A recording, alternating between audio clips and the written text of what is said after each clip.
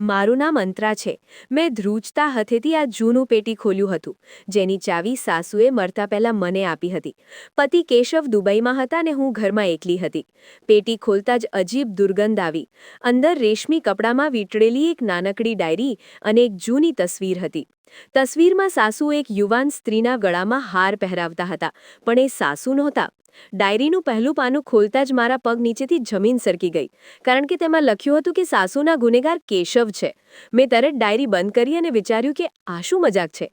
સાસુ મારી સામે જ મૃત્યુ પામ્યા અને કેશવ તો દેશની બહાર હતા. આ ડાયરી શું હતી? મેં ડાયરી સંતાડવાનું નક્કી કર્યું, જેથી કોઈ જોઈ ન જાય. હું અંતરા છું. મેં હંમેશા ગરીબીને મારા જૂતા નીચે કચડી નાખવાનું સપનું જોયું હતું. અમે એક મધ્યમ વર્ગના વિસ્તારમાં નાના ભાડાના મકાનમાં રહેતા હતા, જ્યાં વરસાદનું પાણી છતને બદલે દિવાલોમાંથી ટપકતું. માતા અવારનવાર પિતાને કહેતે, અરે કંઈક કામ કરો, આ બે જુવાન દીકરીઓ ઘરમાં બેઠી છે, એમના હાથ પીડા નથી કરવાના શું? મારા પિતા ફેક્ટરીમાં મજૂર હતા અને તેમની કમાણી મહિનાના અંતે ઉધાર માંગવા માટે પૂરતી રહેતી. કોલેજથી પાછા ફરતી વખતે હું મોટી હવેલીઓના દરવાજા જોઈને વિચારતી કે એક દિવસ હું પણ આવી જ કોઈ હવેલીની માલિક બનીશ. મારી બહેન સ્નેહા મારાથી સાવ અલગ હતી, જે ખૂબ જ સરળ અને વર્તમાન જીવન સાથે સમાયોજન સાધતી હતી. માં કહેતી, જો અંતરા, તારી બહેન કેટલી સમજદાર છે.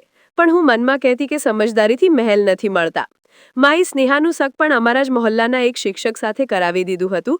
તેઓ પણ મધ્યમ વર્ગના હતા. સ્નેહા ખુશ હતી, પણ હું નહોતી. માએ મને સમજાવ્યું કે દીકરી, આ તો ભાગ્યની વાત છે. મેં માને સ્પષ્ટ કહી દીધું કે જો મારા લગ્ન કોઈ અમીર પરિવારમાં નહીં થાય તો હું ઘર છોડીને ભાગી જઈશ, પણ કોઈ ગરીબ માણસ સાથે લગ્ન નહીં કરું. માં મારી જીદ જાણતી હતી. તે હસી પડી અને બોલી, પાગલ, તું મારી સૌથી સુંદર દીકરી છે. જોજે, તારું ભાગ્ય તો રાજકુમારી જેવું હશે, તને કોઈ રાજકુમાર લેવા આવશે. માએ જેમ તેમ કરીને મારી બહેનના લગ્ન કરાવી દીધા હતા, પણ તેમનું ધ્યાન હવે મારા સગપણ પર હતું. તે દરેક આવતા જતાને કહેતી કે મારી અંતરા માટે કોઈ રાજકુમાર શોધો. મારી દીકરી લાખોમાં એક છે. તે ભણેલી, ગણેલી અને સુંદર પણ છે. મારા પિતાના સગા સંબંધીઓ તરફથી મારા માટે 2-3 સગ પણ આવ્યા હતા, જે મને વહુ બનાવવા માટે ખૂબ આતુર હતા. પણ એ બધા મજૂરોના સંબંધ હતા અને છોકરાઓ લગભગ મજૂરી જ કરતા હતા. મારા કાકા એક દિવસ અમારા ઘરે આવ્યા અને પિતાને કહેવા લાગ્યા કે તેમના સાસરા તરફનો એક સંબંધ છે. પિતા કંઈક કહેવા જતા હતા, ત્યાં જ મા વચ્ચે બોલી પડી, અરે ભાઈ સાહેબ, તમે કેવી વાત કરો છો? જે છોકરાનું સગપણ લાવ્યા છો તે રિક્ષા ચલાવે છે, અને શું મારી દીકરી રિક્ષાવાળાના ઘરે જશે? પિતાએ માને ઘૂરીને જોયું, પણ મા અડગ રહી. મારા કાકા શરમાયા અને બોલ્યા, ભાભી, તમે સાચું કહો છો. છોકરું રિક્ષા ચલાવે, તું શું થયું?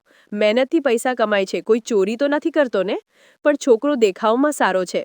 માએ તરત જવાબ આપ્યો, મહેનતથી પૈસા તો બધા કમાય છે, અને દેખાવનું શું? જ્યારે છોકરો અમીર હોય તો દેખાવ જેવો હોય સહન કરી લેવાય. મારી દીકરીએ મોટા સપના જોયા છે. તે રિક્ષામાં ધક્કા ખાવા માટે પેદા નથી થઈ. તેના લગ્ન તો અમે એવા પરિવારમાં કરીશું જ્યાં તેને નોટ ગણવા માટે મશીન લાવવી પડે અને તે ગાડીઓમાં ફરે. કાકા ગુસ્સે થઈને ઊભા થઈને ચાલ્યા ગયા. પિતાએ માને ખૂબ ઠપકો આપ્યો અને કહ્યું કે તમે ભાઈની બેઇજ્જતી કરી છે. તે આપણા વિશે શું વિચારશે? માએ પિતાને ચૂપ કરાવ્યા અને કહ્યું કે તમે તો ચૂપ જ રહો. તમારી આ ગરીબ વિચારસરણીએ જ આપણને અહીં સુધી પહોંચાડ્યા છે. હું મારી દીકરીને આ દલદલમાં નહીં ધકેલું. હું માની વાતો સાંભળીને ખૂબ ખુશ થઈ. મને વિશ્વાસ હતો કે મારી માં જ મને મારા સપનાના મહેલ સુધી પહોંચાડશે. દિવસો વીતતા ગયા અને મારી ઉંમર પણ વધતી ગઈ. મોહલ્લાના લોકો વાતો કરવા લાગ્યા કે અંતરાના લગ્ન ખબર નહીં કયા રાજકુમાર સાથે થશે. પણ માએ કોઈની પરવા ન કરી. તે તો કહેતી કે સબ્રનું ફળ મીઠું હોય છે. મારી દીકરી માટે ભગવાને કંઈક બહુ જ ખાસ વિચાર્યું છે. હું પણ માની વાતોમાં આવીને પોતાને કોઈ રાજકુમારીથી ઓછી નથી સમજતી. મેં કોલેજ પૂરી કરી લીધી હતી, પણ નોકરી કરવાનો મારો કોઈ ઈરાદો ન હતો. હું કહેતી કે નોકરી તો નોકરો કરે, હું તો રાજ કરવા માટે પેદા થઈ છું. મારી સહેલીઓ પણ મારી વાતો પર હસતી. એક સહેલીએ તો કહ્યું કે અંતરા, સપના જોવાનું છોડી દે અને હકીકતમાં જીવતા શીખ. મેં તેને કહ્યું કે તું જોજે, એક દિવસ મારી હકીકત તારા સપનાઓ કરતાં પણ વધારે સુંદર હશે. મને મારી સુંદરતા પર પૂરો ગર્વ હતો. હું જાણતી હતી કે મારી સુંદરતા જ મારી સૌથી મોટી તાકાત છે, જે મને મારા સપનાઓની હકીકત સુધી લઈ જશે. અને પછી એ દિવસ પણ આવી ગયો, જ્યારે માના એક દૂરના સગા અમારા ઘરે આવ્યા. તેમનું નામ નીલિમા હતું અને તે અમીર પરિવારમાંથી આવતા હતા. તેમણે આવતાની સાથે જ માને કહ્યું કે અરે, તમે તમારી દીકરીને ક્યાં છુપાવી રાખી હતી? હું તો તેના માટે એક બહુ સારું સગપણ લાવી છું, એવું સગપણ કે તમે વિચારી પણ ના શકો. તેમની વાતો સાંભળીને તો માની આંખો ચમકી ઉઠી. તેમણે તરત પૂછ્યું, કેવું સગપણ નીલિમા? તો નીલિમા આંટીએ હસીને કહ્યું કે છોકરો સોનું છે, સોનું. પોતાના ઘરનો એકમાત્ર છે અને દુબઈમાં તેનો પોતાનો બિઝનેસ છે, લાખોમાં રમે છે. તેની માને તો બસ એક સુંદર અને ભણેલી ગણેલી વહુ જોઈએ છે જે ઘર સંભાળી શકે. મેં તો તરત તે લોકોને તમારી અંતરા વિશે જ જણાવી દીધું છે. આ સાંભળીને તો જાણે મારા શ્વાસ અટકી ગયા. એકમાત્ર છોકરું અને દુબઈમાં બિઝનેસ, હા તો ખરેખર મારા સપનાની હકીકત હતી. માએ તરત મારી તરફ જોયું અને કહ્યું, અંતરા બેટા, ચા લઈને આવું. હું મનોમન ખુશીથી ઝૂમી રહી હતી. મને એવું લાગી રહ્યું હતું જાણે મારી લોટરી લાગી ગઈ હોય. મેં તરત સારા કપડાં પહેર્યા અને મેકઅપ વગેરે કરીને નીલિમા આંટી સામે ગઈ. નીલિમા આંટી મને જોઈને મારા વખાણમાં ઊભા થઈ ગયા અને બોલ્યા કે તમારી દીકરી તો ચાંદનો ટુકડો છે, બસ આ સગપણ પાક્કું છે. માએ કહ્યું, પણ બહેન, અમે તો ગરીબ લોકો છીએ, અમે દહેજમાં શું આપીશું? તો નીલિમા આંટીએ કહ્યું, અરે દહેજની કોણે પડી છે? તેમણે માત્ર છોકરી જોઈએ છે, એ પણ એવી જે તેમના એકમાત્ર દીકરાનું દિલ મોહી લે, અને આપણી અંતરામાં આ બધા ગુણ છે. આ દિવસે મને લાગ્યું કે મારી મંઝિલ મારી ખૂબ નજીક આવી ગઈ છે. મારું સગપણ કેશવ સાથે પાક્કું થઈ ગયું હતું અને મારી ખુશીનો કોઈ પાર ન હતો. માએ તો જાણે આખા મહોલ્લાને માથે લઈ લીધું હતું. તે દરેકને કહેતી ફરતી હતી કે મારી દીકરીનું સગપણ દુબઈના રાજકુમાર સાથે થયું છે. નીલિમા આંટીએ બધી વાતચીત પાકી કરી દીધી હતી. કેશવની માં મિસિસ રોહિણીજીએ મારી સાથે ફોન પર વાત કરી હતી. તેમનો અવાજ ખૂબ મીઠો અને સુરીલો હતો, એટલો મીઠો કે મને શંકા થવા લાગી કે આ મીઠાશ કોઈ ચાલતો ન હોય ને. મેં તે જ સમયે નિર્ણય કરી લીધો કે ઘરમાં પગ મૂકતા પહેલા મારે મારી હેસિયત મજબૂત કરવી પડશે. સગાઈની વિધિ ફોન પર જ થઈ હતી. ફોટા એકબીજાને મોકલી દેવાયા હતા. મેં કેશવનો ફોટો જોયો હતો. તે ઘણો હેન્ડસમ હતો, પણ તેની આંખોમાં એક અજીબ ઉદાસી હતી. કદાચ ફોટો જ એવો આવ્યો હશે. મને આ વાતથી કોઈ મતલબ ન હતો. તે અમીર હતો અને આટલું મારા માટે પૂરતું હતું.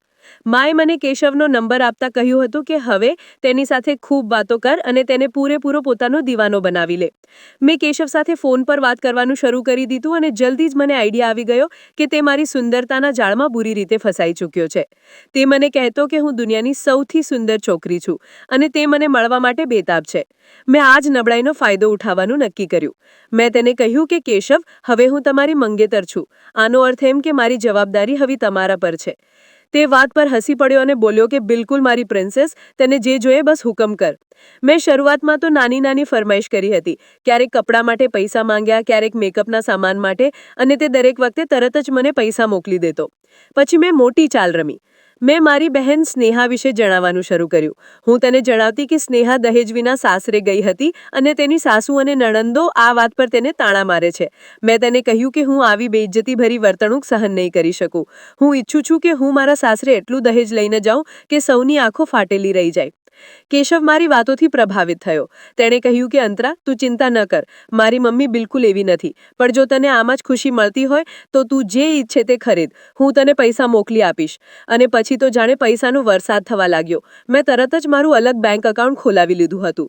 મારી માં પણ ખુશીથી ફૂલી નહોતી સમાતી. તે કહેતી કે શાબાશ મારી શેરની, આ રીતે જ મર્દને કાબૂમાં રખાય. મેં બજારોના ચક્કર લગાવવાનું શરૂ કરી દીધું. મેં શહેરનું સૌથી મોંઘી ફ્રીજ ખરીદ્યું, મોટો ટીવી ખરીદ્યો, ઉત્તમ ફર્નિચર અને ઢગલાબંધ સોનાના ઝવેરાત પણ ખરીદ્યા. હું મારા સપનાનો મહેલ સજાવી રહી હતી અને તેની બધી કિંમત કેશવ ચૂકવી રહ્યો હતો. પિતાએ એક બે વાર મને સમજાવવાની કોશિશ પણ કરી હતી કે દીકરી, આ બધું ઠીક નથી, હજી તારા તેની સાથે લગ્ન નથી થયા. ત્યારે માએ તેમને ચૂપ કરાવ્યા અને કહ્યું કે તમે તો ચૂપ જ રહો. તમારી આ ગરીબ વિચારસરણીએ જ આપણને અહીં સુધી પહોંચાડ્યા છે. હું મારી દીકરીને આ દલદલમાં નહીં ધકેલું. હું માની વાતો સાંભળીને ખૂબ ખુશ થઈ. મને વિશ્વાસ હતો કે મારી માં જ મને મારા સપનાના મહેલ સુધી પહોંચાડશે. દિવસો વીતતા ગયા અને મારી ઉંમર પણ વધતી ગઈ. મહોલ્લાના લોકો વાતો કરવા લાગ્યા કે અંતરાના લગ્ન ખબર નહીં કયા રાજકુમાર સાથે થશે. પણ માએ કોઈની પરવાહ ન કરી. તે તો કહેતી કે સબ્રનું ફળ મીઠું હોય છે. મારી દીકરી માટે ભગવાને કંઈક બહુ જ ખાસ વિચાર્યું છે. હું પણ માની વાતોમાં આવીને પોતાને કોઈ રાજકુમારીથી ઓછી નથી સમજતી. મેં કોલેજ પૂરી કરી લીધી હતી, પણ નોકરી કરવાનો મારો કોઈ ઈરાદો ન હતો. હું કહેતી કે નોકરી તો નોકરો કરે, હું તો રાજ કરવા માટે પેદા થઈ છું. મારી સહેલીઓ પણ મારી વાતો પર હસતી. એક સહેલીએ તો કહ્યું કે અંતરા, સપના જોવાનું છોડી દે અને હકીકતમાં જીવતા શીખ. મેં તને કહ્યું કે તું જોજે, એક દિવસ મારી હકીકત તારા સપનાઓ કરતાં પણ વધારે સુંદર હશે. મને મારી સુંદરતા પર પૂરો ગર્વ હતો. હું જાણતી હતી કે મારી સુંદરતા જ મારી સૌથી મોટી તાકાત છે, જે મને મારા સપનાઓની હકીકત સુધી લઈ જશે. અને પછી એ દિવસ પણ આવી ગયો જ્યારે માના એક દૂરના સગા અમારા ઘરે આવ્યા અને તેમનું નામ નીલિમા હતું. તેમણે આવતાની સાથે જ માને કહ્યું, અરે, તમે તમારી દીકરીને ક્યાં છુપાવી રાખી હતી? હું તો તેના માટે એક બહુ સારું સગપણ લાવી છું, એવું સગપણ કે તમે વિચારી પણ ના શકો. તેમની વાતો સાંભળીને તો માની આંખો ચમકી ઉઠી. તેમણે તરત પૂછ્યું, કેવું સગપણ નીલિમા? તો નીલિમા આંટીએ હસીને કહ્યું કે છોકરો સોનું છે, સોનું. પોતાના ઘરનો એકમાત્ર છે અને દુબઈમાં તેનો પોતાનો બિઝનેસ છે, લાખોમાં રમે છે. તેની માને તો બસ એક સુંદર અને ભણેલી ગણેલી વહુ જોઈએ છે. તેમણે તરત મારા વિશે જણાવી દીધું અને મારા સ્વભાવના વખાણ કર્યા હતા. મારી સગાઈ મને આશા સાથે ભરી દઈ હતી. મારું સગપણ કેશવ સાથે પાક્કું થઈ ગયું હતું અને મારી ખુશીનો કોઈ પાર ન હતો. માએ તો જાણે આખા મહોલ્લાને માથે લઈ લીધું હતું. તે દરેકને કહેતી ફરતી હતી કે મારી દીકરીનું સગપણ દુબઈના રાજકુમાર સાથે થયું છે. નીલિમા આંટીએ બધી વાતચીત પાક્કી કરી દીધી હતી. કેશવની માં મિસિસ રોહિણીજીએ મારી સાથે ફોન પર વાત કરી હતી. તેમનો અવાજ ખૂબ મીઠો અને સુરીલો હતો. એટલો મીઠો કે મને શંકા થવા લાગી કે આ મીઠાશ કોઈ ચાલતો ન હોય ને. મેં તે જ સમયે નિર્ણય કરી લીધો કે ઘરમાં પગ મૂકતા પહેલા મારે મારી હેસિયત મજબૂત કરવી પડશે. સગાઈની વિધિ ફોન પર જ થઈ હતી. ફોટા એકબીજાને મોકલી દેવાયા હતા. મેં કેશવનો ફોટો જોયો હતો. તે ઘણો હેન્ડસમ હતો, પણ તેની આંખોમાં એક અજીબ ઉદાસી હતી. કદાચ ફોટો જેવો આવ્યો હશે. મને આ વાતથી કોઈ મતલબ ન હતો. તે અમીર હતો અને આટલું મારા માટે પૂરતું હતું. માએ મને કેશવનો નંબર આપતા કહ્યું હતું કે હવે તેની સાથે ખૂબ વાતો કર અને તેને સંપૂર્ણપણે પોતાનો દીવાનો બનાવી લે. મેં કેશવ સાથે ફોન પર વાત કરવાનું શરૂ કરી દીધું અને જલ્દી જ મને આઈડિયા આવી ગયો કે તે મારી સુંદરતાના જાળમાં બુરી રીતે ફસાઈ ચૂક્યો છે. તે મને કહેતો કે હું દુનિયાની સૌથી સુંદર છોકરી છું અને તે મને મળવા માટે બેતાબ છે. મેં આ જ નબળાઈનો ફાયદો ઉઠાવવાનું નક્કી કર્યું. મેં તેને કહ્યું કે કેશવ, હવે હું તમારી મંગેતર છું. આનો અર્થ છે કે મારી જવાબદારી હવે તમારા પર છે. તે વાત પર હસી પડ્યો અને બોલ્યો કે બિલકુલ મારી પ્રિન્સેસ, તને જે જોઈએ બસ હુકમ કર. મેં શરૂઆતમાં તો નાની નાની ફરમાઈશ કરી હતી. ક્યારેક કપડાં માટે પૈસા માંગ્યા, ક્યારેક મેકઅપના સામાન માટે, અને તે દરેક વખતે તરત જ મને પૈસા મોકલી દેતો. મેં પછી મોટી ચાલ રમી. મેં તેને મારી બહેન સ્નેહા વિશે જણાવવાનું શરૂ કર્યું.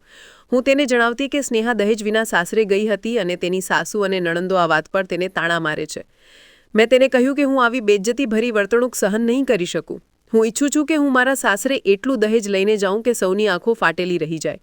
કેશવ મારી વાતોથી પ્રભાવિત થયો. તેણે કહ્યું કે અંતરા, તું ચિંતા ન કર. મારી મમ્મી બિલકુલ એવી નથી, પણ જો તને આમાં જ ખુશી મળતી હોય તો તું જે ઈચ્છે તે ખરીદ, હું તને પૈસા મોકલી આપીશ. અને પછી તો જાણે પૈસાનો વરસાદ થવા લાગ્યો. મેં તરત જ મારું અલગ બેંક એકાઉન્ટ ખોલાવી લીધું હતું. મારી માં પણ ખુશીથી ફૂલી નહોતી સમાતી.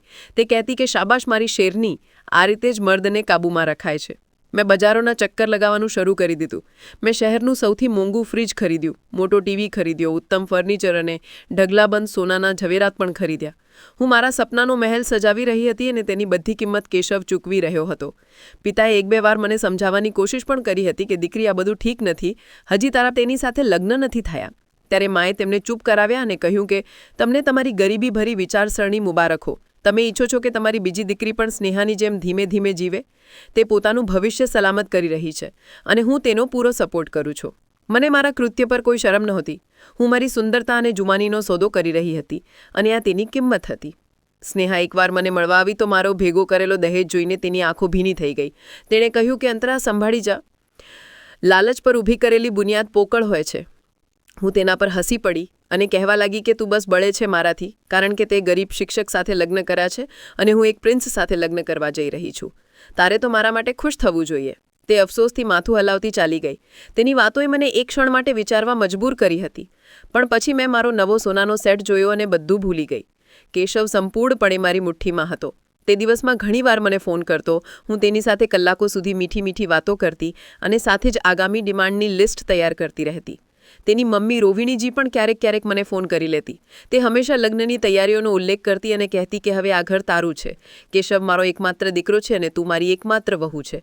હું પણ જીજી મમ્મીજી કહીને ટાળી દેતી, પણ મારા દિલમાં આ વાત પાક્કી હતી કે તે ઘરની અસલી માલિકણ હું જ બનીશ. આ બુઢ્ઢા તો બસ થોડા દિવસના મહેમાન હશે. એક દિવસ કેશવે સામાન્ય કરતાં મોટી રકમ મોકલી હતી અને સાથે જ કુરિયરથી એક નાનકડું સુંદર લાકડાનું પેટી જેવું બોક્સ પણ મોકલ્યું હતું. તેના પર એક બહુ જ જૂનું અને અજીબ તાળું લાગેલું હતું. મેં કેશવને ફોન કરીને પૂછ્યું કે આ શું છે? તો તેનો અવાજ અચાનક બહુ સિરિયસ થઈ ગયો. તેણે કહ્યું કે અંતરા, આ ખૂબ સ્પેશિયલ વસ્તુ છે. આ મારી ખાનદાની અમાનત છે જે મારી પરદાદીએ મારી દાદીને આપી હતી. આ મારી પત્ની માટે છે, પણ તેની ચાવી મારી મમ્મી પાસે છે. તે તને અમારા લગ્નની રાતે તેની ચાવી આપશે. આ સાંભળીને તો મારા આખા શરીરમાં એક ઠંડી લહેર દોડી ગઈ. ચાવી તેની મા પાસે કેમ હતી? આખરે આ પેટીમાં એવું તે શું રહસ્ય હતું? મેં તેને ખોલવાની ખૂબ કોશિશ કરી, પણ તાળું ખૂબ મજબૂત હતું. મેં તેને હલાવીને જોયું, પણ અંદરથી કોઈ અવાજ ના આવ્યો. આ પેટી મારું જુનૂન બની ગયું. મને લાગ્યું કે તેનો સંબંધ કેશવ અને તેની માના કોઈ ઊંડા રહસ્ય સાથે છે. મને એ ડાયરી યાદ આવી જે મેં જૂની પેટીમાં જોઈ હતી. શું આ પેટીનો તે ડાયરી સાથે કોઈ સંબંધ હતો? શું આ અજાણી રમતનો એક ભાગ હતો? મેં કેશવ પાસેથી વધુ પૂછપરછ કરવા ચાહી, પણ તેણે વાત ટાળી દીધી અને કહ્યું કે બસ સબ્ર કર મારી જાન, સમય આવે તને બધું ખબર પડી જશે. આ વાતથી મારી શંકા વધુ ઘેરી બની ગઈ. મને લાગ્યું જાણે હું કોઈ જાળમાં ફસાઈ રહી છું જેના બધા કાંટા મને દેખાઈ રહ્યા હતા, પણ મેં તે વિચારોને ખંખેરી નાખ્યા. મારી પાસે પૈસા આવી રહ્યા હતા, કેશવ મારા કાબૂમાં હતો, લગ્ન નજીક આવી ગયા હતા. મેં એટલું દહેજ ભેગું કરી લીધું હતું કે આખા ખાનદાનમાં કોઈ પણ છોકરીનું ન હતું. હું રાણી બનવા માટે પૂરેપૂરી તૈયાર હતી. અમારા સગપણને આમ જે 2 વર્ષ વીતી ગયા હતા. આ 2 વર્ષોમાં મેં કેશવ પાસેથી મારી દરેક ડિમાન્ડ પૂરી કરાવી હતી. પિતા મારાથી ખેંચાયેલા રહેતા હતા, પણ ના મારે સૌથી મોટી હિમાયતી હતી. પછી એક શામે કેશવનો ફોન આવ્યો. તેનો અવાજ ખુશીથી ભરેલો હતો. તેણે કહ્યું કે અંતરા મારી જાન, તારી તૈયારી પૂરી કરી લે. હું આવતા મહિને હિન્દુસ્તાન આવી રહ્યો છું આપણા લગ્ન માટે. મારું દિલ જોરથી ધડકી ઉઠ્યું હતું. આખરે એ સમય આવી ગયો હતો. મારો પ્લાન હવે કામયાબ થવાનો હતો. હું મારા મહેલમાં જઈ રહી હતી. હું રાજકુમારી બનવા જઈ રહી હતી. મને શું ખબર હતી કે હું એક મહેલમાં નહીં પણ એક પિંજરામાં પગ મૂકવા જઈ રહી હતી. એક એવું ખોફનાક પિંજરો જે રાજ અને ફરેબથી બનાવવામાં આવ્યું હતું, અને આ પિંજરાની ચાવી તે મીઠી મીઠી વાતો કરતી સાસુ પાસે હતી, જે માત્ર એક પેટીની જ નહીં પણ મારી આખી જિંદગીની ચાવી પોતાની પાસે રાખતી હતી. કેશવ એરપોર્ટથી સીધો અમારા ઘરે આવ્યો. માએ તો આખો મહોલ્લો જ ભેગો કરી દીધો હતો, જાણે કોઈ વડાપ્રધાન આવ્યા હોય. મેં તેને પહેલીવાર મારી આંખોની સામે જોયો હતો. તે ફોટા કરતાં પણ વધારે હેન્ડસમ હતો, અને તેની આંખો મને એવી રીતે જોઈ રહી હતી જાણે હું કોઈ કિંમતી હીરો હોઉં. તે મારી સુંદરતાના ઘેરામાં પૂરેપૂરો ઘેરાઈ ચૂક્યો હતો. તેની સાથે જ મારી થનારી સાસુ રોહિણીજી પણ હતા. એ જ મીઠી સ્મિત અને આંખોમાં એક અજીબ ચમક લઈને, જે હું ફોન પર જ અનુભવતી હતી. તેમણે મને ગળે લગાવીને કહેવા લાગ્યા કે મારી વહુ તો ચાંદનો ટુકડો છે. મેં તેમના પગ સ્પર્શ કર્યા, પણ દિલમાં ખતરાની ઘંટડી વાગી રહી હતી. આ સ્ત્રી એટલી સીધી ન હોઈ શકે જેટલી તે દેખાય છે. મા પિતા તેમની આવભગત કરવામાં લાગ્યા હતા. રોહિણીજીએ માને કહ્યું કે બહેનજી હવે કેમ મોડું, આવતા મહિને જ લગ્નની તારીખ રાખી દઈએ. કેશવ પણ રજા પર આવ્યો છે. હું તો બસ મારી ચાંદ જેવી દુલ્હનને ઘરે લઈ જવા માંગુ છું. મા તો જાણે આકાશ પર પહોંચી ગઈ હતી. પિતાએ કંઈક કહેવું ચાહ્યું કે આટલી જલ્દી તૈયારી કેવી રીતે થશે બહેનજી, પણ રોહિણીજીએ કહ્યું કે તૈયારીની ચિંતા તમે શા માટે કરો છો? બધો બંદોબસ્ત તમે પોતે જ જોઈ લેશું. તમે તો બસ તમારી દીકરીને વિદાય કરવાની તૈયારી કરો. હું ખૂબ ખુશ હતી કે મારો પતિ પહેલાંથી જ મારા કાબૂમાં છે, અને સાસરે જઈને હું મારો રોબ જમાવીશ. એકમાત્ર વહુ હોવાનો ફાયદો ઉઠાવવાનો જ છે, પણ ત્યાં સાસુનું કંઈક વધારે જ ચાલતું નજર આવી રહ્યું હતું. તે દરેક મામલામાં પોતે જ નિર્ણય લઈ રહ્યા હતા. કેશવ બસ પોતાની માની હામાં હા મિલાવી રહ્યો હતો. મેં વિચારી લીધું કે આ વધારે દિવસ પોતાનો હક નહીં જ જમાવી શકે. લગ્ન પછી બધું મારા હાથમાં હશે. લગ્ન ધામધૂમથી થયા હતા. મારું દહેજ જોઈને સૌની આંખો ફાટેલી રહી ગઈ હતી. મા ગર્વથી બધાને જણાવી રહી હતી કે મારી દીકરીનું દહેજ આખા શહેરમાં મિસાલ છે. જ્યારે હું સાસરે પહોંચી તો ઘર જોઈને દંગ જઈ હતી. તે એક મહેલ હતો. મારું સપનું સાચું થઈ ગયું હતું. કેશવે મને આખું ઘર બતાવ્યું હતું, પણ મારી નજર તે અજીબ લાકડાની પેટીને શોધી રહી હતી જે તેણે મને મોકલી હતી. તે પેટી મારા રૂમમાં એક ખૂણામાં રાખેલી હતી. મેં કેશવને પૂછ્યું કે તેની ચાવી, તો તે હસીને કહ્યું કે તે મમ્મીજી પાસે છે, તે તને આપી દેશે. આ સાંભળીને તો મારો મૂડ ખરાબ થઈ ગયો. ચાવી તેના બુઢા પાસે કેમ હતી? લગ્નના બીજા જ દિવસે મેં અનુભવ્યું કે ઘરનો બધો બંદોબસ્ત મારી સાસુના હાથમાં છે. નોકરો તેમને પૂછીને કામ કરતા. નાસ્તામાં શું બનશે ત્યાંથી લઈને રાતના જમવા સુધી બધું તેમની મરજીથી થતું. હું મારા રૂમમાં એક કેદીની જેમ બેઠી રહેતી. આ તે જિંદગી ન હતી જેના મેં સપના જોયા હતા. મેં કેશવને કહ્યું કે હું આ ઘરની માલિકણ છું કે પછી કોઈ મહેમાન? તો તે કહેવા લાગ્યો કે ના, એવી કોઈ વાત નથી. મમ્મીને બધું કરવાની આદત છે, તું હજી નવી છે, શીખી જઈશ. મેં ગુસ્સાથી કહ્યું કે મને બધું આવડે છે, મારે કોઈની પાસેથી કંઈ પણ શીખવાની જરૂર નથી. મેં આંસુઓનો હથિયાર વાપર્યું જે મેં મારી મા પાસેથી શીખ્યું હતું. મેં કેશવને કહ્યું કે જો તમે મને આ ઘરની માલિકણ ન બનાવી શકો તો મને પાછી મારા ઘરે મૂકી આવો. કેશવ મારી આ હાલત જોઈને ગભરાઈ ગયો. તે તરત જ તેની મા પાસે ગયો. મને તે લોકોના દબાયેલા અવાજો આવી રહ્યા હતા. પછી કેશવ તેની મમ્મી સાથે મારા રૂમમાં આવ્યો. મારી સાસુના ચહેરા પર તે જ ખુશાલીભરી સ્મિત હતી જે હું ફોન પર જ અનુભવતી હતી. તેમણે ચાવીઓનો એક મોટો ઝુમકો મારી તરફ લંબાવ્યો અને બોલ્યા કે બેટા લઈ લો આ ઘરની ચાવીઓ. આજથી આ ઘર તમારું છે. હું તમારી ખુશી માટે બધું છોડવા તૈયાર છું. મને મારી જીત પર વિશ્વાસ નહોતો આવતો. આટલી જલ્દી? મેં વિચાર્યું કે આ બુઢ્ઢા તો બહુ નબળી નીકળી. મેં તરત જ ચાવીઓ લઈ લીધી અને કહ્યું કે મમ્મીજી હવે બસ તમે આરામ કરો, હું બધું જોઈ લઈશ. મારી સાસુ હસતા હસતા ચાલી ગયા અને ખરેખર તે બધી વસ્તુથી અલગ થઈ ગયા હતા. તેમને બસ પોતાના રૂમ અને જમવાથી મતલબ રહેતો હતો. તે આખો દિવસ પોતાના રૂમમાં બેસીને પૂજાપાઠ કરવામાં લાગી રહેતા અથવા તો પછી કોઈ જૂની તસવીર જોતા રહેતા. કેશવ પણ મારા આ રૂપમાં ખુશ હતો કે મેં આટલી જલ્દી ઘર સંભાળી લીધું છે. મેં નોકરોને મારા હિસાબે ચલાવવાનું શરૂ કરી દીધું. દરેક વસ્તુ મારી મરજીથી થતી. લગ્ન પછી 4 મહિના એમ જ વીતી ગયા જાણે કોઈ સપનું હોય. કેશવ મારી દરેક વાત માનતો હતો. મેં તે દરમિયાન પણ તેની પાસેથી ઘણા પૈસા મારા અકાઉન્ટમાં ટ્રાન્સફર કરાવ્યા હતા. મેં ચાવીઓના ઝુમકામાં તે ચાવી શોધવાની કોશિશ કરી જે આ પેટીને ખોલી શકે, પણ કોઈ પણ ચાવી તેના પર ફિટ ન થઈ. પછી કેશવનો પાછા જવાનો સમય આવી ગયો. તે મને છોડીને જવા નહોતો માંગતો, પણ બિઝનેસનો મામલો હતો. તેના ગયા પછી આ મહેલની એકમાત્ર માલિકણ હું બની ગઈ હતી. મારી સાસુ હવે માત્ર નામની રહી ગઈ હતી. પણ જે રાતે કેશવ એરપોર્ટ માટે રવાના થયો હતો, હું પાણી પીવા માટે ઉઠી તો મારી સાસુના રૂમમાંથી કોઈના બોલવાનો અવાજ આવી રહ્યો હતો. હું દરવાજાની ઓઠેથી ઝાંકીને જોયું તો તે અંદર એકલા બેઠા હતા અને પોતાના મૃત પતિના ફોટા સાથે વાતો કરી રહ્યા હતા. તે કહી રહ્યા હતા કે તમે ચિંતા ન કરો, હું તમારા ગુનેગારને તેના અંજામ સુધી પહોંચાડીને રહીશ. તે મારા જાળમાં ફસાઈ ચૂકી છે. કેશવને તો મેં સંભાળી લીધો છે, પણ હવે આ છોકરીના માધ્યમથી મારે તે પેટી સુધી પહોંચવું છે જેમાં તમારા ગુનેગાર વિરુદ્ધ પુરાવા છે. આ સાંભળીને તો મારા પગ નીચેથી જમીન સરકી ગઈ. આ શું કહી રહ્યા હતા? કોનો ગુનેગાર અને કઈ પેટી? કેશવના પિતા? મારું લોહી નસોમાં જાણે જામી ગયું હતું. મારી સાસુ પોતાના પતિના અંજામનો બદલો લેવા માંગતા હતા અને હું તેના જાળમાં ફસાયેલી હતી. આનો અર્થ છે કે તેમણે મને ઘરની ચાવીઓ પણ જાણી જોયેલા આપી હતી. તે મને આ ઘરની માલિકણ બનાવવા નહોતા માંગતા, પણ મને કોઈ મકસદ માટે ઉપયોગ કરી રહ્યા હતા. પણ તે પેટી કઈ હતી જેમાં પુરાવા હતા? શું આ તે જ પેટી હતી જે કેશવે મને મોકલી હતી, જેની ચાવી મારી સાસુ પાસે હતી, કે કોઈ બીજું રહસ્ય? હું દબાયેલા પગલે મારા રૂમમાં પાછી આવી ગઈ. તે રાત મને ઊંઘ ના આવી. મારું મગજ હજારો સવાલોથી ગૂંજવાયેલું હતું. મારી સાસુનો તે માસૂમ અને મીઠો ચહેરો હવે મને એક ખૌફનાક નકાબ લાગી રહ્યો હતો. બીજા દિવસે મેં રોજ કરતાં પણ વધારે સાવધાન રહેવાનું નક્કી કર્યું. મેં મારી સાસુ પર નજર રાખવાનું શરૂ કર્યું, પણ તે બિલકુલ બેફિકર હતા. તે પોતાના રૂમમાંથી ઓછું જ નીકળતા અને જ્યારે મળતા તો એટલા પ્રેમ અને સ્મિતથી મળતા કે તેમનો આ સુકૂન મને વધુ ડરાવી દેતો. કેશવના ગયા પછી ઘરમાં એક અજીબ ખામોશી છવાઈ ગઈ હતી. મારા પતિના ઘરમાં દરેક સુવિધા હતી, દરેક વસ્તુ હાજર હતી, પણ આ જ દિવસોમાં ઘરનું મોટું ફ્રીજ ખરાબ થઈ ગયું. નોકરે જણાવ્યું કે તેને ઠીક થવામાં 2-3 દિવસ લાગશે. મારી સાસુએ બેફિકરીથી કહ્યું કે કોઈ વાત નહીં, ગુજારો થઈ જશે. પણ હું ભલા કેવી રીતે ગુજારો કરું? મને તો દરેક વસ્તુ પરફેક્ટ જોઈતી હતી. મેં તરત મારા દહેજવાળું ફ્રીજ જે સ્ટોર રૂમમાં પડ્યું હતું તે કઢાવી દીધું અને તેને કિચનમાં રખાવી દીધું. એ ચમકતું ફ્રીજ મારી માલિકણ હોવાની જાહેરાત કરી રહ્યું હતું. મારી સાસુ કિચનમાં આવ્યા તો તેમની નજરો ફ્રીજ પર જામી ગઈ.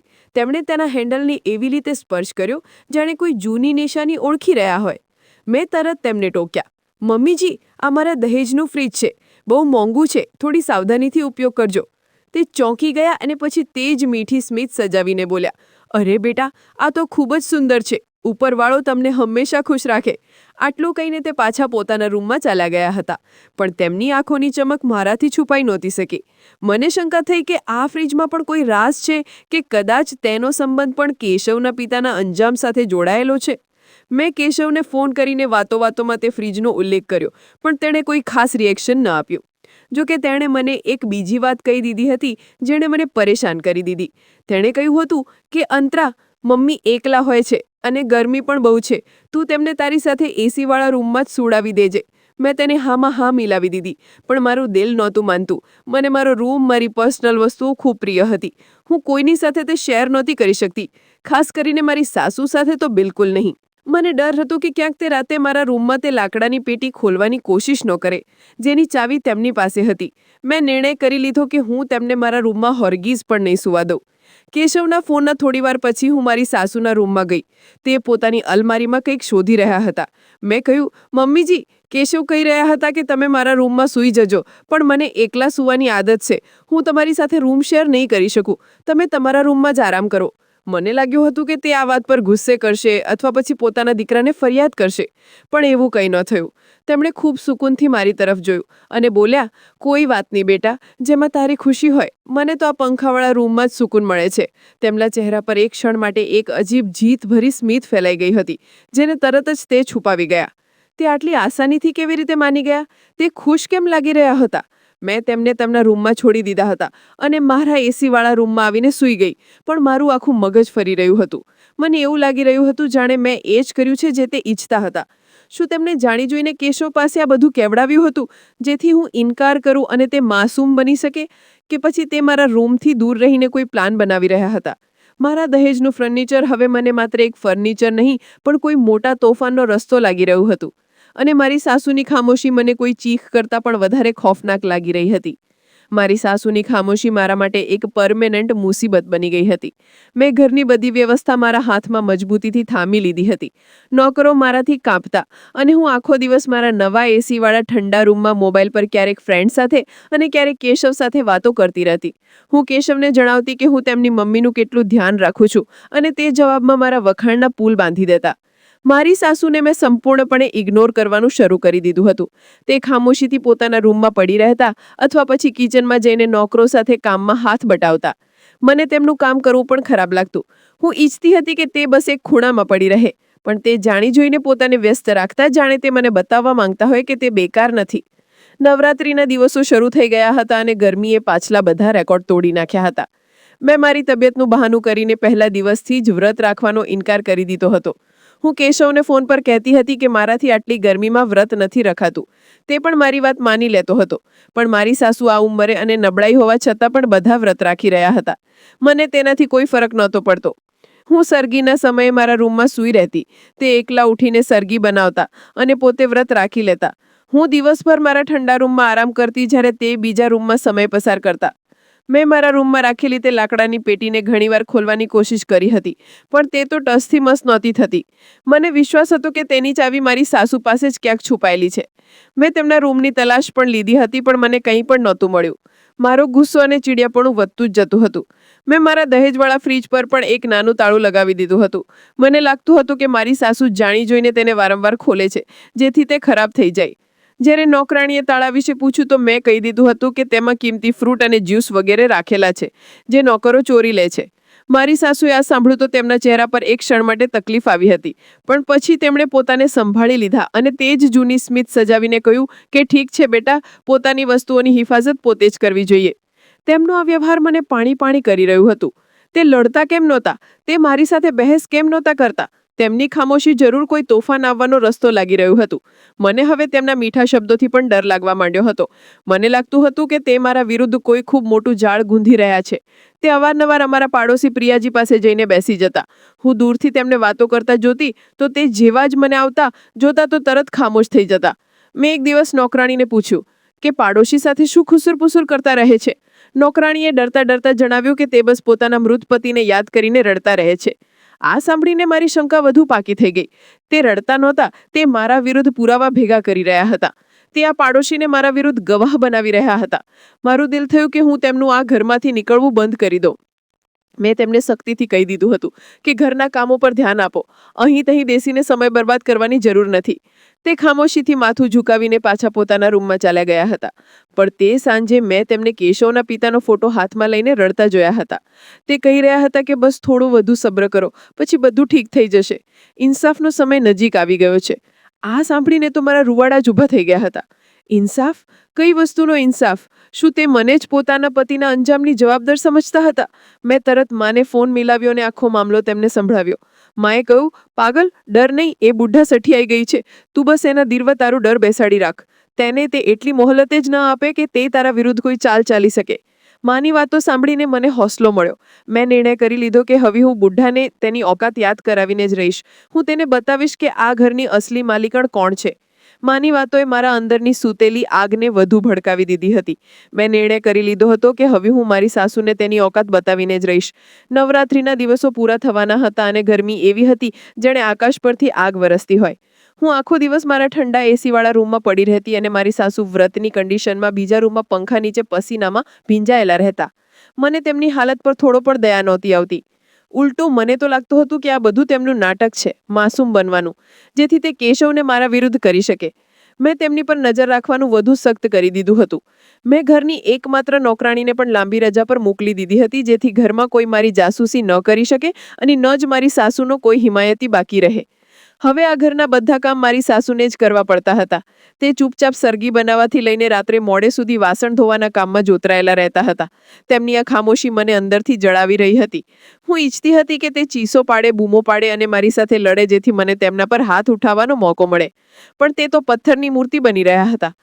એક રાત્રે મેં તેમને મારા રૂમના દરવાજા પાસે ઊભા રહેલા જોયા હતા.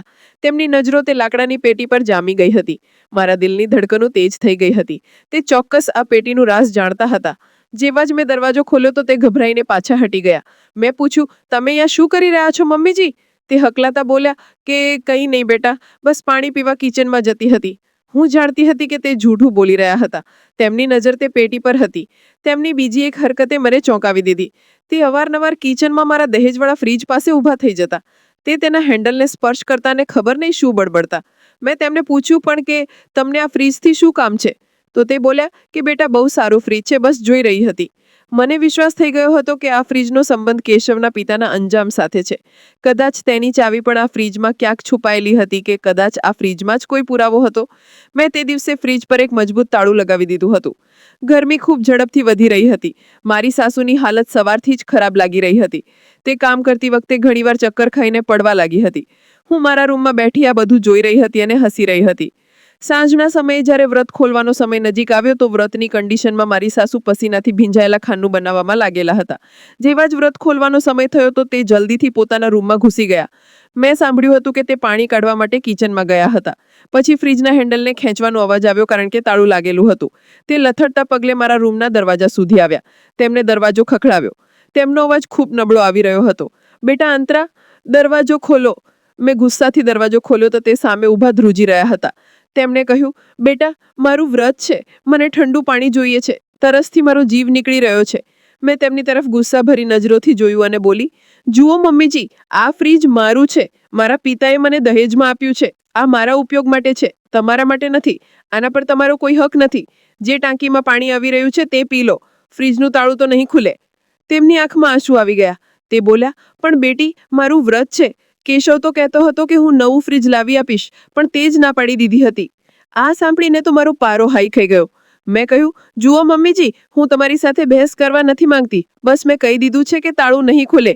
આ કહેતા જ મેં તેમના મોં પર દરવાજો બંધ કરી દીધો અને અંદર એસી તેજ કરી લીધું હતું. મેં દરવાજો બંધ કર્યો અને ઠંડા રૂમમાં આવીને પલંગ પર સૂઈ ગઈ. મને મારી જીત પર એક અજીબ સુકૂન મહેસૂસ થઈ રહ્યું હતું. મેં આ બુઢાને તેની ઓકાત યાદ કરાવી દીધી હતી. મેં તરત મારી માને કોલ મિલાવ્યો અને પૂરી વાત જણાવી કે કેવી રીતે મારી સાસુ ઠંડા પાણી માટે તડપી રહ્યા હતા અને મેં તેમને ફ્રીજમાંથી એક બૂંદ પર ન લેવા દીધી હતી. મારી માં મારી બહાદુરી પર ખૂબ ખુશ થઈ.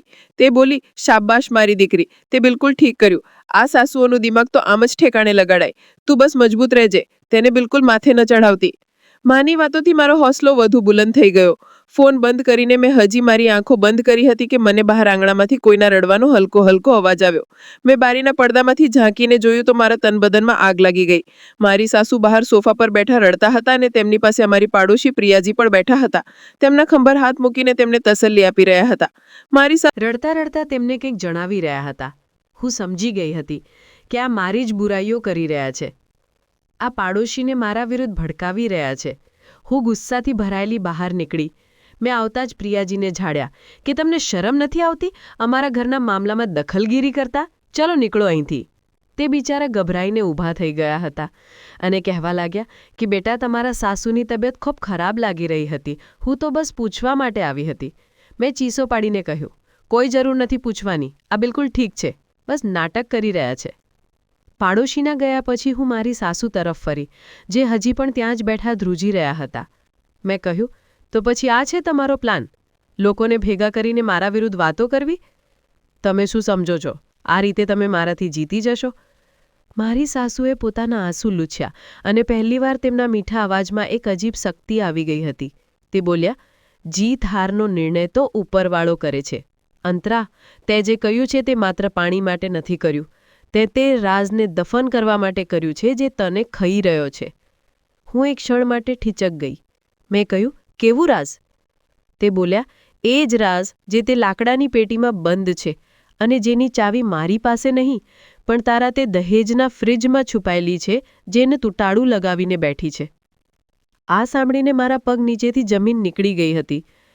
ચાવી ફ્રીજમાં હતી, અને હું તેને પાણી માટે તડપાવી રહી હતી જ્યારે તે જ ચાવી માટે તડપી રહ્યા હતા. તે બોલ્યા, તે ચાવી કેશવના પિતાના ઇન્સાફની ચાવી છે. તું આ બધું રોકી નહીં શકે.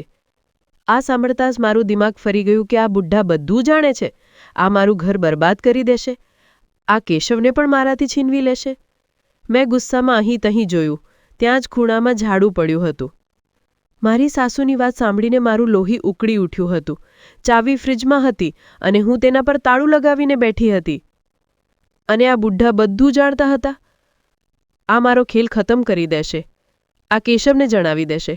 મારા મગજ પર તો અંધારું છવાઈ ગયું હતું. મને માની વાતો યાદ આવી હતી કે સાસુને માથે ન ચઢાવવા જોઈએ. મેં ગુસ્સામાં ત્યાં જ પડેલો ઝાડુનો દંડો ઉઠાવ્યો અને તેના માથા પર મારી દીધો હતો. મેં કહ્યું, બતાવ, કરીશ એમ મારી બુરાઈઓ? શું કહ્યું હતું તે? તું ઇન્સાફ. આ કહેતા જ મેં બીજો વાર કર્યો અને કહ્યું કે આ રીતે હું તારી વાત માનવાનું શરૂ કરી દઈશ. તારો દીકરો મારા કાબૂમાં છે. હું તેના માથા પર ન જાણે કેટલાય વાર કરી ગઈ હતી. હું એ પણ ભૂલી ગઈ હતી કે તે ભૂખ્યા તરસ્યા છે અને તેમનું શરીર પણ નબળું છે.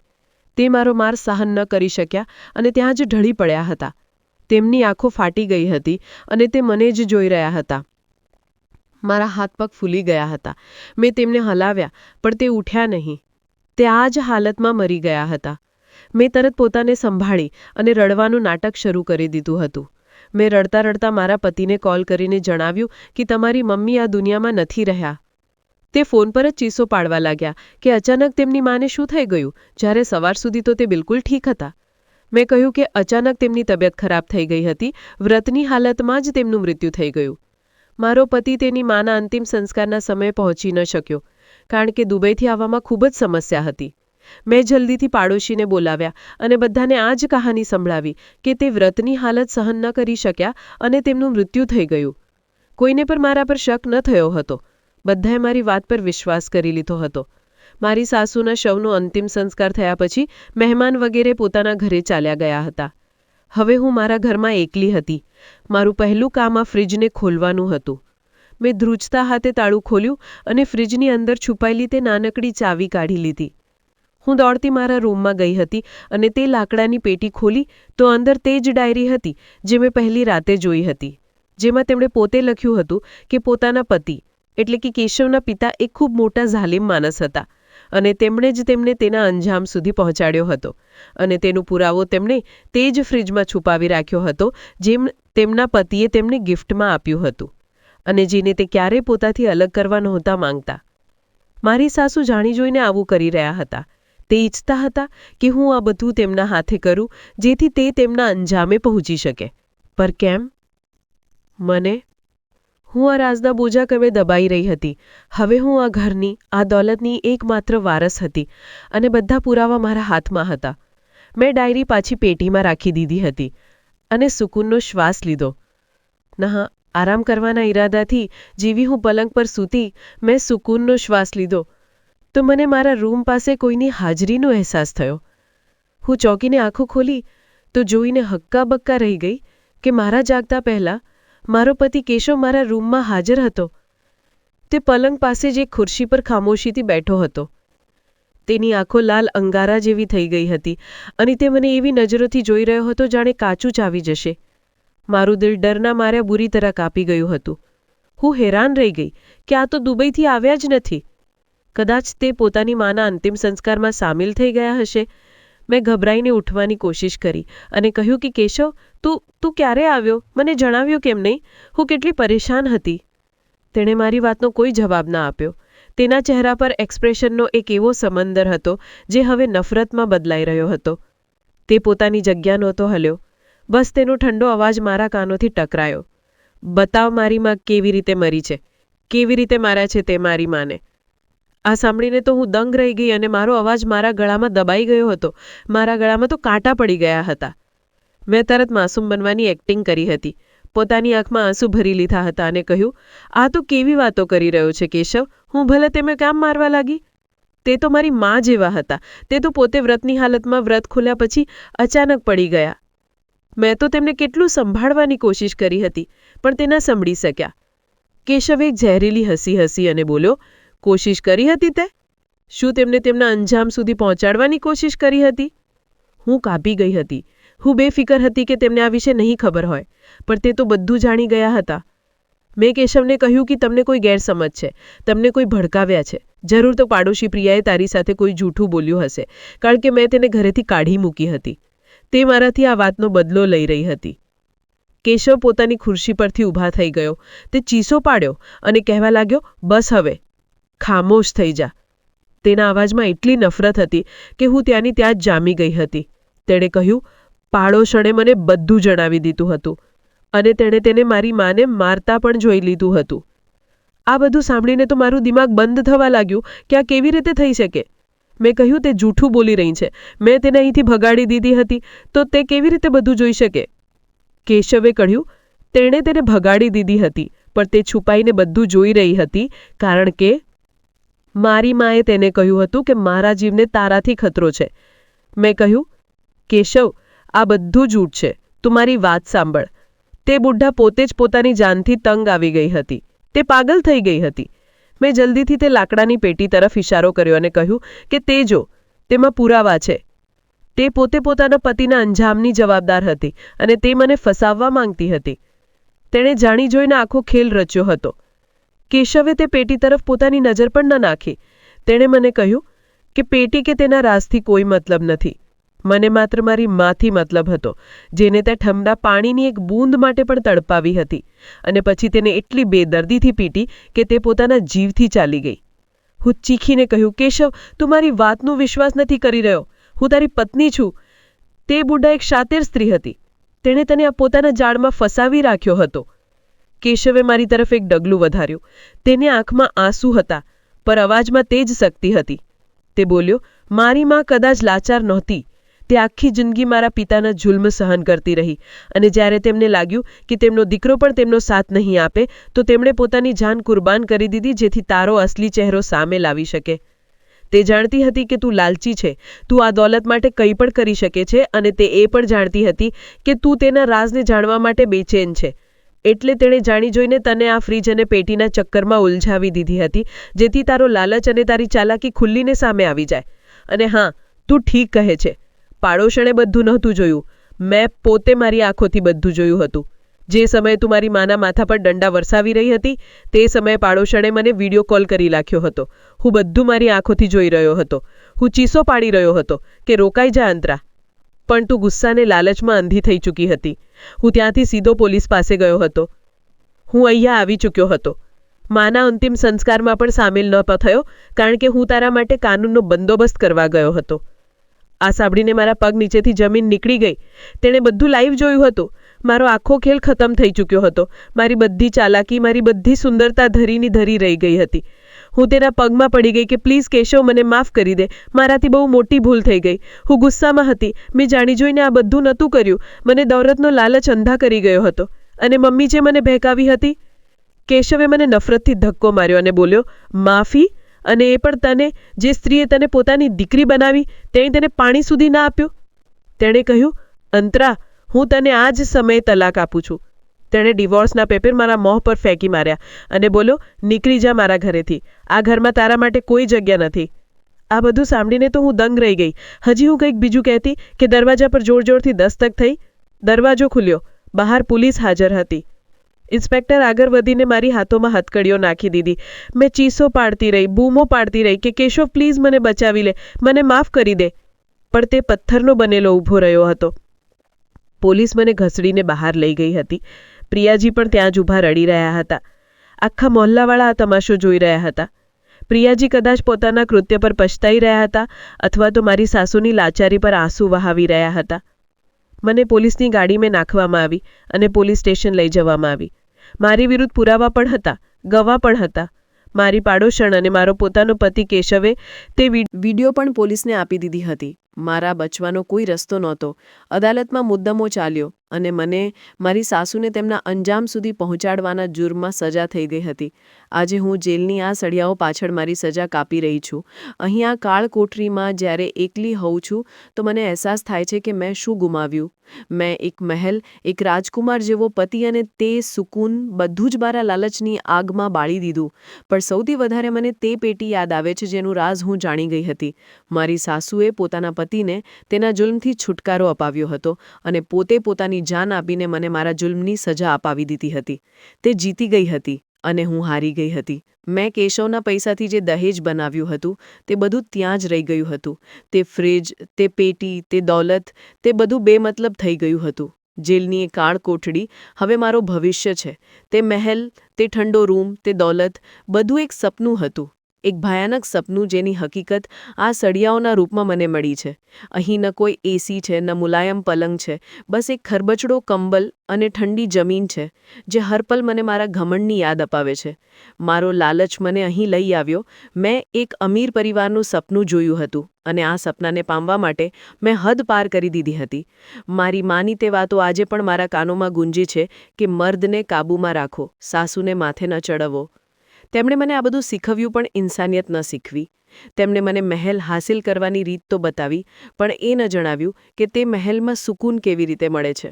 મેં કેશવના પૈસાથી દહેજનો જે પહાડ ઊભો કર્યો હતો આજે તે મારા કોઈ કામનો નથી. તે ફ્રિજ જેના પર હું એટલું ઘમંડ કરતી હતી આજે મારા ગળાનો ફંદો બની ગઈ છે. જ્યારે નવરાત્રિના દિવસો આવે છે ત્યારે મને તે સમય યાદ આવે છે જ્યારે મારી સાસુ મારા દરવાજા પર ઊભી એક ગ્લાસ ઠંડા પાણીની ભીખ માંગી રહી હતી. તેમનું તે નબળાઈથી કાંપતું શરીર અને તરસથી સુકાયેલું ગળું મારી આંખો સામે ફરતું રહે છે. હું જેલની સળિયાઓ પાછળ મારી સજા કાપી રહી છું પણ હજી પણ મને પળ મારું મન પછતાવો કરવા પર સમજાવતું રહે છે અને મને એવું મહેસૂસ થાય છે કે મારી સાસુનો તે માસૂમ ચહેરો મારી સામે આવે છે જે મને કહે છે કે માત્ર ઠંડા પાણીની વહેંચણીથી તે મને મારી નાખી. અહીં ઉપરવાળા પાસે મારા માટે કોઈ વસ્તુની કોઈ કમી નથી. આ સાંભળીને મારું દિલ કાપી જાય છે. લાચાર ઇન્સાન માટે ઉપરવાળો ઘણું બધું કરે છે તો પછી જુલ્મ કરનારને કેટલી મોટી સજા આપશે? આજ વિચારીને હું ડરી જાઉં છું. મને ખ્યાલ આવે છે તે ડાયરીનો જેમાં મારી સાસુનો રાઝ હતો. મેં ચીસો પાડીને અદાલતમાં બધાને જણાવ્યું હતું કે તે સ્ત્રી પણ પવિત્ર નહોતી. તેણે પોતાના પતિને અંજામ સુધી પહોંચાડ્યો હતો પણ મારી વાત કોઈએ નહોતી સાંભળી. જજે કહ્યું હતું કે તેણે જે પણ કર્યું તે તેના અને તેના ભગવાનની વચ્ચે હતું. તેણે પોતાના ઉપર થતા જુલ્મોનો બદલો લીધો હોય પણ તે જે કર્યું તે એક બેબસ અને લાચાર સ્ત્રી પર જુલ્મની ઇન્તેહા હતી. કેશવે પણ મારી તરફ પલટીને ક્યારેય નહોતું જોયું. તેણે કહ્યું કે મારી માએ મને આખી જિંદગી પાળ્યો. તે ખોટી હોઈ જ નહોતી શકતી. તે મારી સામે મારી માને મારાથી છીનવી લીધી. આ રાઝે મારી સાસુને નહીં પણ મને પણ બરબાદ કરી દીધો હતો. તે જાણતી હતી કે આ રાઝ મને વધુ લાલચી અને નીડર બનાવી દેશે. તે જાણતી હતી કે આ રાઝ જાણીને હું પોતાને તે ઘરની પૂરી માલકણ સમજવા લાગીશ અને કોઈ એવી સંગીન ભૂલ કરી બેસીશ જે મને મારા અંજામ સુધી પહોંચાડી દેશે. તે જીતી ગઈ હતી. તેમણે પોતાની જાન આપીને પોતાના પતિના અંજામનો ઇન્સાફ પણ મેળવી લીધો હતો અને મને મારા જુલ્મની સજા પણ અપાવી દીધી હતી. મેં મહેલનું સપનું જોયું હતું અને હું આજે આ અંધારી કોઠરીમાં એક ઠંડા પાણીની બૂંદને તરસું છું. લાલચ અને જુલ્મનો અંજામ હંમેશા તબાહી જ હોય છે. કાશ મેં મારી બહેન સ્નેહાની વાત માની લીધી હોત તો કદાચ હું પણ સુકૂનની જિંદગી વિતાવી રહી હોત.